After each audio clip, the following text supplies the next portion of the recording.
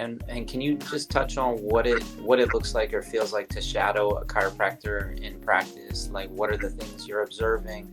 What are some of the questions that you have of them going into the experience that maybe you could shine a light for any prospective student or even current student to take with them when they go to actually observe? Because I want to get really detailed with that with students. I think it's important to give structure. Yeah, for sure. So when you're shadowing a chiropractor, there's a lot of things that you should look at, but I think you should always go in with an open mind, because even if it's not exactly what you want to do, there's always something that you can learn from everyone. So some of the things that I look at when I first was like starting school is, how do they communicate with the patient? Like, how are they communicating what they're doing? And that looks different at every office that you go to, but you'll find something that resonates with you. So how are they communicating with their patients? How is the flow of patients? Like, are they being seen for 5 minutes? Are they being seen for 10 minutes? What's the flow of the office? Is it open? Do people go into separate rooms?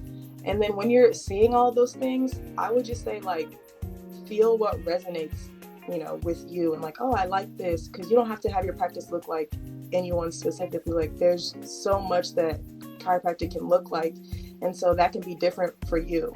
Another thing I would say to look at, and this is probably like as you're further along in school, but do they take insurance? How do they communicate insurance? How do they do their payment plans? If they don't take insurance, how are they communicating to the patient on why, oh, even though we don't take insurance, like, this is how it's going to benefit you. What techniques do they use? Do you like the techniques that they use? Do they mix techniques together? One thing that I'm so interested in is, like, I don't identify with one technique specifically, and so I love to see how people incorporate like SOT and activator and like just these different techniques, how they blend them together and how you can make that work for yourself. So those are really the main things that I look at, is like the flow of the office. How do their patients look? Are their patients happy when they come in? Like, is the vibe of the place just like super low? Like, is the energy vibration low? Is the energy vibration high? And if it is, what makes it like that? Is it because of their personality? Is it because of the music they're playing? Is it the decor? Like, is it what is the culture of the office? I think the culture of the office is a big one for sure. I think that those are like the main things that you should look at. And once again, like, you can learn from anyone. So don't limit yourself. Like, don't say, oh, I don't want high volume, so I'm not gonna go shadow them, because you'll get in that office and it might be something way different than what you thought it was gonna be. Yeah. And I'll add a couple of little things, looking at their forms, their paperwork. That's always really telling of like the type of culture that they're trying to develop and establish, the types of questions on their forms. Also their financial systems.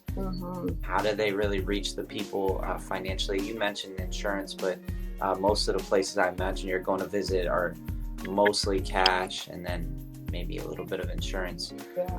Marketing too. Like, if you can stay there long enough to like figure out what is their marketing, because everyone, once again, looks different. Like, are they more online? Do they actually send people out and do like screenings? Is it there's some practices that are strictly referral based, and like, that's crazy, but like, how figure out how did they do that if that's something that you're interested in. Now, if you're killing social media, how can you turn your Instagram into patient flow? So there's just so much. And I feel like the deeper you get into school, you're like, oh, I need to go and like see how people do this. But when you first start off school, I would just say, just expose yourself to everything.